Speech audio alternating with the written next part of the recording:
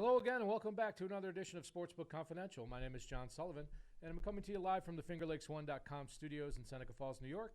And this little show here is to help you learn and grow as a sports bettor. We've got a great show for you today. We're going to talk, of course, about the NFL playoffs this weekend with the title games in the AFC and the NFC. We're also going to spend some time talking about Daytona 500 futures in our future segment, and we're going to talk a little bit about responsible sports betting. There was a news piece this week that made us decide to spend a few minutes and talk about what that's all about. Mm-hmm. So let me introduce to everybody my good friend here, Paul Russo, our podcast producer here at Finger Lakes One. How are you doing today? Good, John. How are you doing? I'm doing pretty good. Good. I'm recovering from my Bills and Packers Super Bowl futures going down in flames, but I did enjoy it. Just an amazing weekend of football, I have to say. Yeah, it was collectively, from at least the fan viewing perspective, just you couldn't have asked for anything better. Unfortunately, for the Bills Mafia, right, just that game probably encapsulates what the weekend was as a whole.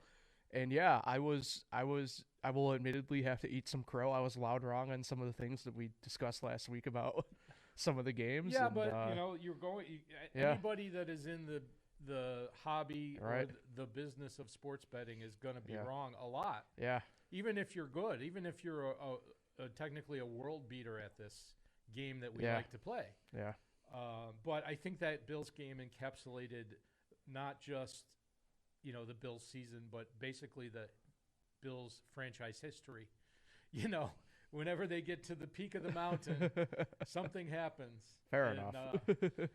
But I'm very excited about the future. Very excited about the future. So let's start by doing what we always do, and I'm going to update my bankroll. So let me put that up there real quick. So we had a starting bankroll of $248. I had two wagers last week. I had the Bengals and the Titans under 47.5, and that was pretty easy sweat. I did not beat the closing line. It actually closed at 48 or 48.5, depending where you wagered. And I feel like that's a lot of public money came in on that game, and casual bettors like to bet overs. They're more exciting. They want to root for points, So I got -1 on my count there, but I got plus $8 to the bankroll on the win. And then I took the Packers money line -235, and that was a loss. And somehow the San Francisco 49ers won that game without scoring an offensive touchdown, which blows my mind. But it happens. I feel like I'm not complaining. I'm just analyzing the game. I feel like the fact that the conditions on the field got worse as the game went on. Yeah. That Green Bay should have been more prepared for that. Yeah, I mean, I kind of, I guess in a way it harkened back to what I kind of mentioned last week about I don't think Lambeau is exactly the greatest home field in that situation. I'm not but, saying, yeah. But I am with you. You'd figure the team being obviously you're there all week. Yeah. You are there. I don't know the exact number of weeks out of the year, but you're there for the cold months. Aaron Rodgers did not play a perfect game by any means, but they did drop a lot of balls. Right. They dropped a lot of balls. Never been in a place that erupted so loudly than Seneca Allegheny Saturday night when the 49ers hit the field goal with Robbie Gould. Okay, so I get a +1 for beating the closing line on the money line. The net effect on my bankroll is $0. So we have new bankroll of $248. Bet size, we divide by 30, as I like to do, as I try to remain selective and not bet too many games. Makes my bet size $8 going forward. And our count remains the same at +18. If you don't follow the program regularly during the football season, I give myself a +1 if I beat the closing line, a -1 if I do not, and a 0 if it's the same as the closing line. So the fact that I have a positive count for the season means that I'm finding value in my wagers. So it's been another good year with that. So let's move on to a different topic that I want to talk about, and that is responsible betting. And you and I have discussed, I'm going to put us both up on the screen here. There was a sports betting, or they actually used the term sports gambling. Right. piece on a TV show called Real Sports that's on HBO. Mm-hmm. And I watched it, and I immediately texted you, and I said, you need to watch this because we need to talk about it on the program. And they, of course, cherry-picked examples of extreme problem gamblers. Right. There are things that I agree with the piece, and there's things that I don't agree with it. Let me start by saying these things. What I agree with is that the public welfare and the gaming companies do not do enough to help problem gamblers. I agree with that. Yeah. On the other hand, I feel like this news piece was sensationalizing problem gambling when it's not just sports betting. There are other forms of gambling that are just as prevalent, if not more prevalent, in our society. True. And, before we get into a deep dive about what the piece was about, I have always said on this program that if you're going to bet on sports, you need to be in a legal jurisdiction. You need to be of legal age to do so. So before we had mobile betting, which just started here, you had to be 21 just to get in the casino to use this, to go to the sports betting counter and place a sports bet. I do not encourage anybody that is not of age. I do not encourage anybody to bet on credit. I don't believe that unless you are a professional sports bettor and that is the only way you make your living, that you should be betting on credit under any circumstances. And I feel like that needs to be said out loud before we talk about this anymore. Right. So let me get your take on your reaction to this piece. And they basically concentrated on two characters. Right. One gentleman is I guess a reformed gambler, and he talked about his problem gambling. Yep. And then there was a fella from Britain that had committed suicide because he was in problem gambling. But they did not specify with that fellow that it sounded like he was doing more gambling than just sports gambling. Right. He did lose a lot of money sports gambling, but he did bet other things. Yeah.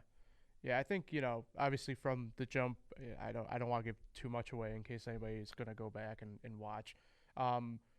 But if you pay attention to baseball, there you get the baseball hypocrisy jump right from the get-go with it, which me and you both chuckled at, yes. admittedly.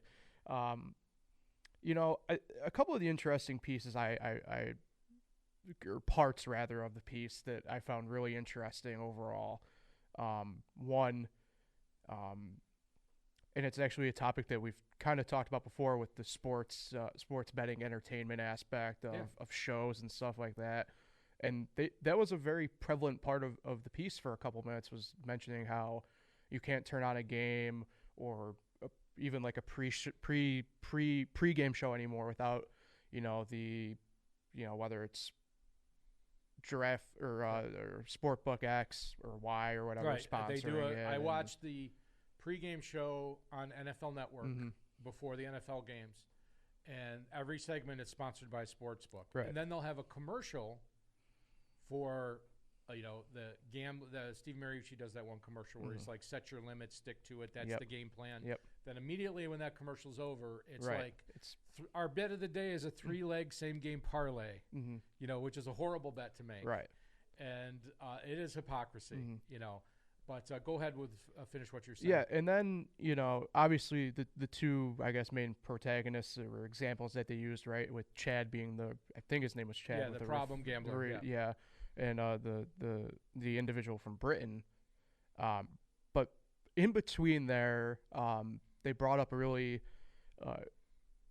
what will sure to be a really great case study in Washington D.C. with the Capital One Center, in and of itself anyway, with having a book right there at the venue, and they went up to an individual at what I couldn't get a good tell where exactly he was in the book, but I'm guessing it was like the bar there. Yeah, something like that. They always have food and drink there. They want you to stay. Right, there. right. But they asked him, how many games do you have? And I have something going in all day right now. I'm like, how much do you got in?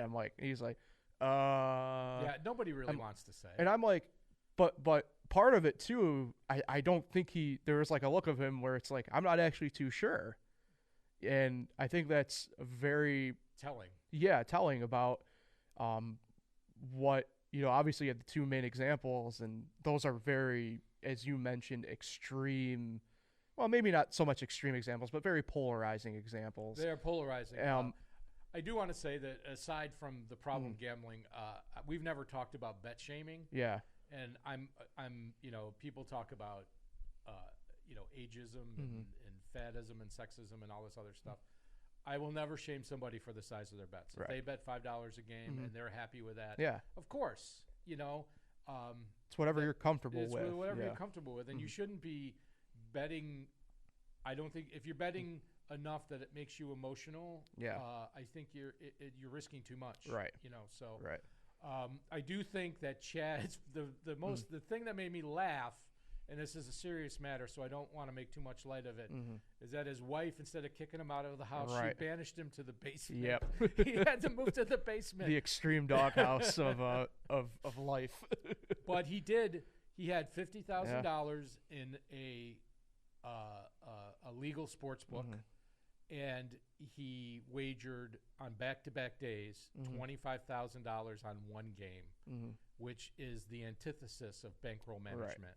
And if he whether the sports book allowed him to do that, I know that I would have pretty much anywhere I would go to place a bet, online or at the casino, I would need to get a manager's approval to bet that amount of money. Right. Even if I walked in with $25,000 and put it on the table and said, I want to bet 20. I can't imagine, again, you mentioned obviously with the one guy in Britain and everything, but I can't imagine any casino game where you would not just be, where somebody would not have come over and need to approve that in general anyway. Like, it's just wild. So all of the, and DraftKings and all of these other legal sports books here are tying their sports books to online casinos.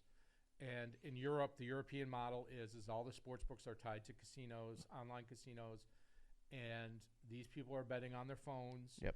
But they're also playing blackjack and slots and what we call minus expected value games, where the mathematical odds are not in your favor ever. And they were giving these high rollers comps to play these non-winnable games for free, and they were just encouraging them to problem gamble. Yeah, that's a real issue. I take careful exception to sports betting be portrayed as the actual devil, right? In this equation, because it's gambling in general, it's problem gambling in general, and more needs to be done about it. And I admit that. But I work at a grocery chain, and when you check out of the checkout line with your groceries, and they hand you your money, your change in your hand, and you turn 90 degrees to walk out of the checkout line, what is right in front of you? Scratch-offs. Lottery machines, scratch-off lotteries. Quick draw, right? Keno, Powerball tickets. If there was ever, that is essentially it's a minus EV game, right? If you really sit down and think about it, doing the math, of every dollar that somebody spends on the lottery, almost is between 80 and 90% of it goes back to the state, because 50% right off the top, and then the people that do win, they get taxed on their winnings, right? And you're going to have a 33% tax if you do actually win the lottery. Right. So it is some people use the term, I don't really like to use this term, but a stupid tax. I feel like it is. But if you enjoy doing it, right? If you want to spend $5 a week or $10 a week or $20 a week on the lottery, and you enjoy having that chance to win a big payday, right? There's nothing wrong with that. And the thing with the lottery too as well, and this is, I guess, maybe the marketing side of me coming out with this, they're able to cloak it. And I call it cloaked because they are hiding, they know what they're doing, but they hide it as like, oh, you're helping for most states, the education system within the state under it. So you draw different people in through that, whether they see it as a goodwill of nature type act or something like that, and then I'm with you. And then you place it, right 2 feet away from where you're exiting, whether it's a grocery store, gas station or Yeah. convenience store, you name it. It's always right there. It's been prevalent since, obviously, I don't know. Your whole lifetime. Yeah, I don't know before 1994, but those big blue machines have always been there. Yeah, I believe that the New York Lottery came into existence around 75. Okay. So we didn't even have a lottery in New York State Right. before then. I was a kid back Mm-hmm. when that started, and I remember scratch-offs were a big deal. You'd cash out at the grocery store, and then you'd ask the cashier for a lottery ticket, and they'd give you one. Yeah. So, but the point is, gambling comes in a lot of different forms. And I don't feel like the piece was bad, but I feel like it was sensationalized a little bit. Yeah. So I wrote some things down, and let me put them up on the screen, and I want to say these. So first of all, with the explosion of mobile betting, there has been extensive advertising of sports gambling to the public. And if you remember back 7, 8, 9, 10 years ago, there was Daily Fantasy Sports exploded, and there was a FanDuel or a DraftKings commercial on every 5 minutes, and we're getting back to that point again. And people are getting tired of it already. Mm-hmm. Many new and experienced bettors can be overwhelmed by the ease of wagering larger amounts of money. So what inexperienced bettors don't realize is like, I'll just put 100 on, and you won't think about it. You just took $100 out of your bank account and put it on FanDuel or put it on DraftKings, and then you're like, why don't I have enough money in my account to pay to pay for these groceries? Right. You have to, budget any activity. Whether you're going out to dinner or you're going to the movies or you're going camping or whatever, you budget. You need camp fees, you need gas for the car, It's the same thing with sports betting, and they do make it very easy for you to spend money. So you have to know what you're doing. In my opinion, gaming companies do an inadequate job supporting problem gambling support organizations. I didn't word that very well, but they do donate some money. I saw a great tweet last week about DraftKings and FanDuel had donated some money to a problem gambling organization, and then the tweet said they spend the amount of money they donated, they spend that same amount on promoting their gambling in less than a week or less than, in a day. What they donate for the year to these organizations. And one last thing that I want to say, and I feel like this is really important, and at some point I wanted to have these folks on the podcast. We do at Finger Lakes One, we have an audio podcast called What Are the Odds? And it's hosted by the Finger Lakes Problem Gambling Resource Center. And I know they did episodes this summer. I don't know when the last time they did it.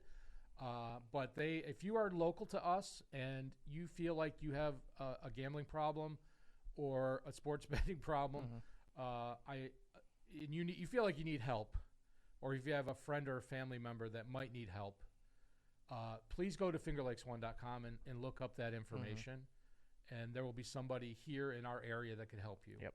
And I feel like that's important to say.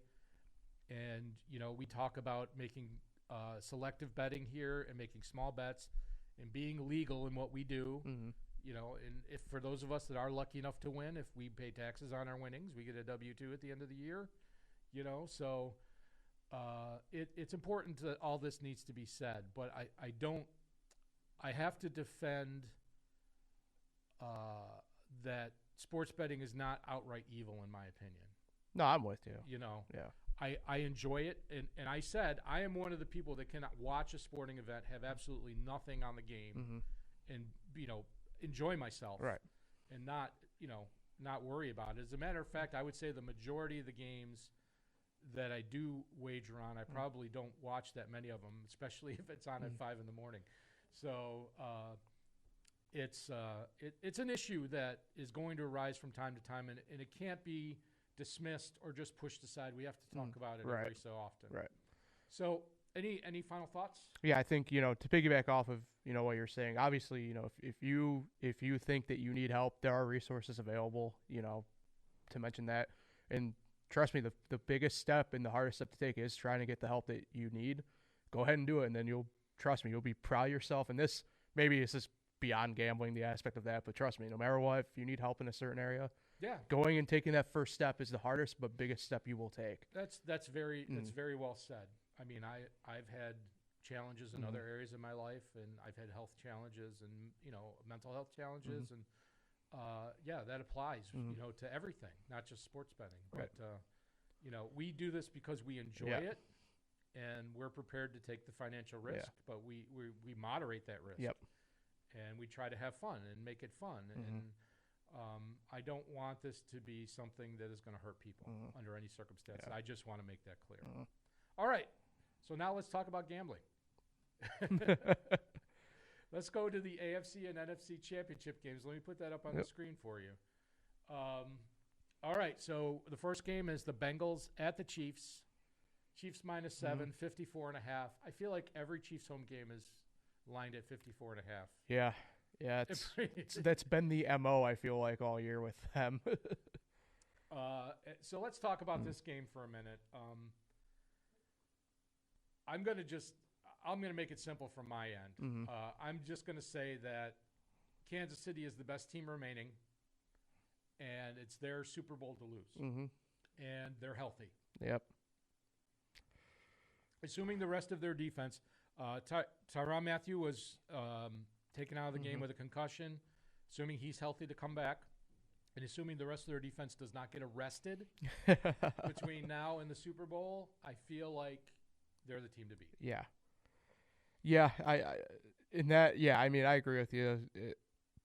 They're by far at least the best overall team left. I think obviously, like you said, if just from the simple aspect, that's the case. Well, pick and choose. Obviously, you can pick and choose and find spots. I'm interested, I guess, to see how they defend, because if there is a true weak link on that team, it is their secondary. How well they're able to defend Cincinnati's, wide receiver attack and passing game. This actually might be a matchup where both wide receiving cores are pretty evenly matched when you think about it. Now, I believe these two teams played recently in the latter part of the season, and it was in Cincinnati, and I do believe the Bengals won that game. Yeah. Is that right? I believe so. So if I'm the head coach for Cincinnati, I'm coming into this game, and I'm saying to myself, we need to make this a one-score game. Yeah. How do we make this a one-score game? We think we have the better kicker. Yeah. If we get the ball last, we are confident in getting points. Mm-hmm. So that is the game plan, and in my opinion, I just don't know if they can get there. I just don't see it. Yeah, it's tough. This game is harder to gauge for me than the NFC game, admittedly. Yeah. Only because I feel like both teams with their negatives kind of glare out more, and it's just tougher to, I think, manage at that point, to think where's the push going to come to shove kind of situation. You look at Cincinnati, their glaring weakness is that offensive line.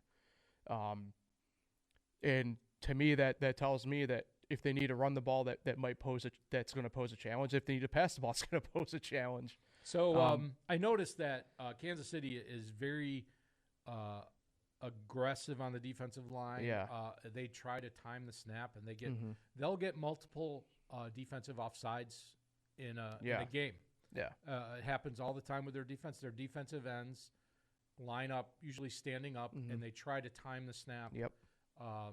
And sometimes they get away with it. Sometimes they get to the quarterback. And you're right about that. I feel like I just feel like the offenses, Kansas City's just a little bit better. Yeah. And defensively, I think Kansas City's a lot better. And I don't see how this becomes a 6-point game or a 3-point game. I just don't see it. I would take Kansas City at 6.5, and maybe it was 6.5 at one point, but I can't do it at 7. Yeah. But that's how I feel. I feel like if Kansas City gets way out ahead, I actually think this goes over. But if the game is closer, I feel like it might go under. Yeah, I definitely agree with the logic there, because obviously they're going to concern. We mentioned it last week, right? Kansas City they're never a team to put the foot off the gas pedal anyway. Right. They'll be doing fat guy touchdowns. Yeah, and Cincinnati. Look, I've stuck the Smoking Joe moniker on Joe Burrow at this point. He's at minimum, he's not going to be afraid of when he's got to do it to just pretty much throw the ball and just assume Jamar Chase is somewhere down the field. Yeah. So, yeah, I think at that point, you know, if it becomes a wide enough gap, yeah, I can see where they just pretty much are going back and forth on the touchdown situation at that point, or at the very least getting 3 each trip down. Yeah. So this is the 4th straight AFC Championship at Arrowhead, and they lost 1 in overtime, and they won the last 2. And I just don't see how they lose. Yeah. All right, so let's look at the other game real quick. We've got I have it backwards. It's the 49ers at the Rams. Yep. Although based on I was about to say, to be fair. to be fair, in the stadium, you might see a lot of red shirts. Yeah. In the arena, the SoFi Stadium. 3.5. It's Rams minus 3.5. So I'm going to take this off the screen because that's incorrect. But 45.5 is the total. Yeah. So what are your initial thoughts? Again, I love the 49ers for whatever reason. You know, looking at the total though, 45.5. That's an interesting spot. I think we mentioned obviously with the 49ers and Packers last week how that line closed and how they, you know, San Fran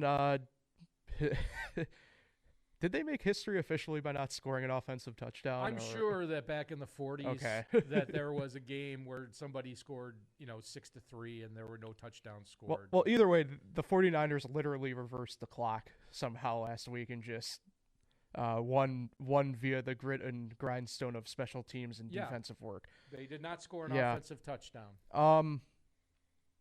They spent the majority of the game in their own half of the field, actually. Yeah, I think, this game I really do like the under on again. Just the 49ers, they struggle, obviously, to score, but I still like them, though, in the game overall. Okay, so these teams played 3 weeks ago in the exact same stadium, and the 49ers were down 17 early, and they came back to win. Yeah. So that screams 2 things to me. Number one, I don't think Sean McVay wants that to happen again. But number 2, this game screams. I'm sorry, I'm against you. This game screams over to me. All right, yeah. Because I think first of all, I think the likelihood of San Francisco not scoring an offensive touchdown this week is very low. Yeah. So as good as Robbie Gould is, he's money, but I feel like San Francisco is gonna get in the end zone, with Jimmy G or whoever. And I think this is going to be like a 35-24 type of game. I really do. Yeah. I could see it going that way. So I actually, as far as from a betting perspective, that is what I'm looking at. I don't really like the line at 3.5. I think if it was 2.5, I would take the Rams. If it was 6, I would probably take the 49ers. So I don't really feel so strongly about this game. It's always tougher. I've always said, regardless of the sport, that the lines are more inefficient in the beginning of the season when we don't know who. Right. When they are what we think they are. Yeah. Then the lines get very efficient. Yeah. But in the beginning of the season, they don't know which teams are really the good teams. So I think you find value. Here, this is a really tough game to handicap, but I do like the over in this one. That's my personal opinion. I mean, I can definitely see where you're coming from, though, for sure. Because, I mean, say, you mentioned, obviously, Jimmy G. I mean, he's an extremely pedestrian quarterback. Well, let's just... But when push has come to shove, he has shown some really, in all honesty, great downfield abilities when he's got to do it. There also, I mean, most people don't consider this, but non-special teams turnovers. Right. I mean, the Rams fumbled 4 times in this last game, and Jimmy G's throwing a fair amount of interceptions. Right. Stafford's throwing a fair amount of interceptions. Well, that's another key too with that, and I think 45. I don't know if it's going to get to 45 flat, but 45 flat would be. I would definitely hop on that as an over. It might. That's where I'm going, but. To each their own. Yeah. So, one thing I didn't put up on the screen that we'll talk about for a second before we move on is betting options on the Super Bowl matchups. So right now, right off the top of my head, Kansas City is plus 130 to win the Super Bowl. Rams are about 185, 195, I think. San Francisco's, I think, like 240-ish. And the Bengals are 8 to 1. So I really think that one of the bets here is if you like Kansas City to win it all, I think you want to bet that now. Get on it, before the game starts. Because if they are in the game, no matter who they play, they're probably going to be like minus 200 to win that game on the money line. So there's your value right there if you're looking for value. You can also bet the matchup. So you can bet it's going to be a Kansas City-LA Ram matchup or a Kansas City-San Francisco matchup. And I think the Kansas City-LA pays like maybe somewhere between plus 180-ish. And if you can get that for like 200 somewhere, like plus 200, I think that's a really good value to bet. I think, well, I know you like San Francisco. I think LA is going to get it done. Yeah. But you can choose like that's a really good value bet. Right. If you want to bet on what the matchup of the Super Bowl is going to be. And then if you do actually hit that matchup, you're kind of free rolling on the Super Bowl. If you want to bet, my favorite Super Bowl prop is the over-under on the number of punts. I've won that I think 5 years in a row I've won that bet. So I think it's the easiest one to handicap by far. So anyway, there's lots of opportunity there. So we'll know our participants, and maybe we'll talk some Super Bowl props next week. And move on from that. So let's talk a little NASCAR, something that's in your wheelhouse, Paul. I see what you did there. Yeah. I'm going to pull up some NASCAR futures here and Daytona 500 futures. We're not talking about winning the championship. We're talking about winning the first points race of the season. Well, actually, technically, the duels are the points race. Well, if you finish in the top 10, you get the bonus points that way. So Daytona, for those of you that don't follow NASCAR, is a restrictor plate race, which means that all the cars have equal horsepower, and they get their passing advantages by drafting and working in groups. And I've got some odds up here, and what I'm going to do is just start reading them off, and if you want to jump in on anything, you let me know. Yeah, I preface too, this is also a new car getting debuted this year, so a nice another added wrinkle to the Daytona 500. So we have a new, a brand new car with. I know they have the wheels are different. They have one lug nut instead of all the regular lug nuts, and there's different wing package, and a lot of people are probably going to try to push the rules a little bit, and they may fail inspections. And I remember. This is a key thing too with further future bets down the line with that. So in the early 2000s, I remember that Michael Waltrip got caught with jet fuel in his car. Trying to skirt the rules a little bit. But I would not be surprised to see somebody that is a mid-range to high-range contender go afoul of the law, so to speak. So I'm going to point out that we looked at these last week off the air, and I noticed that the favorite was 10 to 1, and I was like, we got to talk about Daytona futures. The favorite's 10 to 1. I'm like, that's crazy value. And look at the odds now. Denny Hamlin plus 550, Martin Truex plus 550, Chase Elliott's plus 6 to 1, plus 600. I mean, somebody obviously hit these. Somebody bet these down. And I don't blame them. But I don't have the cash lying around to bet Daytona futures right now. So obviously the two JGR cars, Hamlin's won Daytona 3 times, I think. 3 times. I believe it's the most among active drivers. Has Truex won once? No. But he's been competitive. I think actually Denny's first Daytona 500, him and Truex had the closest finish in 500 history that year. So Chase Elliott, obviously, so the JGR and the Hendrick cars are going to be the heavy favorites here. And then you get into Penske. You got Joey Logano at 700. Kyle Larson, as I spelled his name wrong, 750. Ryan Blaney for Penske, 12 to 1. William Byron for Hendrick, 14 to 1. Brad Keselowski under his new ownership stake in Roush. You told me about that. 18 to 1. Kevin Harvick, 18 to 1. He was not competitive last year. It was very disappointing. Alex Bowman 18-1. Christopher Bell, JGR 20-1. Kurt Busch in his new team 30-1. Austin Cindric 40-1.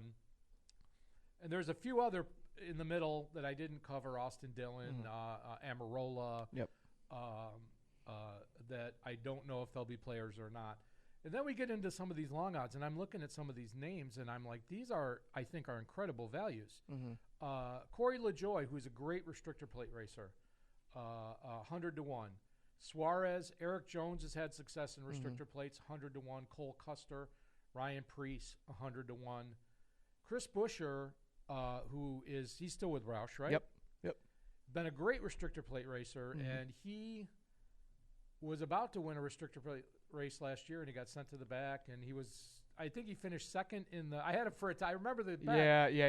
I had him for a top 10, and he ended up going to the end of the field. He failed inspection. Or something like that. He was going to finish second. He avoided the last slap rack coming out of 3, and seemed like it was smooth sailing, but unfortunately, But he is definitely a car that will contend in the front. He's going to be a factor in the race. 200-1. And then last year's winner, 200-1. I'm not saying that, they have the resources with a new car to spend the money that these big teams have. But my goodness. And I mean, McDowell anyway is not a slouch or restrictor plate racing anyway. Yeah, no. He has always been solid. Yeah. So I mean, if you were to put $10 on that bet, I mean, that's a $2,000. Right. It's a legit, especially with a cash out option. It's a legit. It's a legit value bet right there. So I feel like I'm just going to put him. Any thoughts before I put the odds back up on the screen? So I think the key thing to keep in mind for what I'll call the novice, probably bettors in this situation who probably don't pay attention too much to NASCAR outside of maybe these bigger races like the 500. The new car, by all accounts, sounds the way the drivers have talked. It races like the early 2000s restrictor plate package, and what I mean by that is at the time you really did have to kind of get more of a run in the draft on a car to get the pass done. A little bit harder to handle, a little bit loose. So maybe the guys from that era, and there are not a ton of people anymore from that era. It sounds like that the drivers have to be a little less aggressive. This is. I would, it's going to be walking a fine line. If they're going to get sideways. Oh, if they're going to get sideways, you're going to be you're toast. Yeah, you're toast for the most. I mean, unless, and this is where maybe like a guy like a Larson, where he does obviously have the dirt experience and is just that good. Maybe he'll be able to save it, but if not a knock on a guy like Cole Custer who is good, but I doubt Cole Custer would be able to save a car like Kyle Larson would. and getting there's going to be teamwork involved. If you're going to have to get a longer run to pass somebody, you're going to have to work with others. And the thing is, some of these smaller teams will not have bigger teams that will want to work with them. No, and this is where the manufacturer team aspect comes into it to a degree. But so we will have the qualifying races to kind of scout out what these are going to do. I'm going to put this up just one more time, and let's see if your face comes up now. Yeah. So I look at this and I see value on some of the Hendrick cars. I see. I mean, Chase Elliott 6-1. Yeah. Kyle Larson at 750, boy, and then the other two Hendrick cars. Yeah. But some of these longer odds, I'm just salivating at those. Yeah, I mean, LaJoie's the one that really sticks out to me, obviously. I'm going to have to take some of my Australian Open winnings and put them down. The one Hendrick guy, and that would be the sketchiest play of all, in my opinion, is actually Kyle Larson, though. He has an awful track record on restrictor plate tracks overall. He does not have a I think Byron Bowman. He learned his restrictor plate racing from Junior. Yeah, Bowman obviously is the Junior protege from when Junior was out with the concussion in 2016. Byron's first win came at Daytona in the summer event there, so he knows, he's not a slouch in that regard. And obviously Chase Elliott, I mean, he's pretty much good everywhere. He's not like Larson. Excuse me. Two guys that stick out to me, kind of right below Larson. Certainly Ryan Blaney at 12-1. Won the summer race at Daytona last year. Had a very legitimate shot at winning the 2020 Daytona 500. He's always strong at the restrictor plate tracks. Has won Talladega, the other restrictor plate track, twice. Yep. And to piggyback off of that, even though he's with a new team, I mean, it's hard to go against a guy like Brad Keselowski at 18-1. Again, he's just, and I've gotten heat on various NASCAR online platforms for saying this, but he's, arguably up there with Dale Earnhardt Sr. in terms of restrictor plate greatness. Oh my goodness! Just from a performance standpoint. Yeah. I mean, he's up there. Now his success is primarily at Talladega and not Daytona, but that being said, Brad is always at the front at the end at Daytona unless he gets taken out early in a crash. So he finds, in that regard, whether it's his fault or not, yeah. Last year he seemed to find a lot of trouble late in races. Mm-hmm. Whether it was tire issue or just rubbing or whatever. But I'm going to let me see if I put this back up here. So okay, there you go. Hey, so that is going to wrap up our Daytona Futures look, and we'll have a NASCAR race to talk about next week. Yeah, yes, the Clash at the Coliseum. So let's wrap things up with my picks, and I don't think you're going to be surprised with what you see here. I'm taking the Rams and the 49ers over 45.5. I feel like that's the play of the weekend. And I've decided I just think Kansas City is the better team. Instead of betting them to win on the money line, I'm just going to take them to win the Super Bowl at plus 130. It was plus 125 at most sports books. One of the online New York sports books had it at plus 130. Yeah. So I feel like that's the play. And so that's going to be pending for me next week, assuming they make it to the Super Bowl. Do you have any pick you want to give out? Yeah, I think the football-wise, unfortunately, I'm not settled just yet, as maybe I would be. I think not having a play is just as good as having a play. I think this weekend, I mentioned it probably on one of the first couple of shows I was on. This might be a weekend where I just primarily ride in the NHL and college basketball ranks, and obviously those don't come out until pretty much day of. So we'll do, once the NFL is over, we might do some. We might talk some more college basketball on a weekly basis, or NBA. I really want, before I really get serious in the NBA, I want the trade deadline to come and go. Before that's going to be from the sporting perspective, that will be a madhouse. Yes. So, all right. So let's just close things up and go get some winners, and we will see everybody next time. Sweet Sassy Malassie.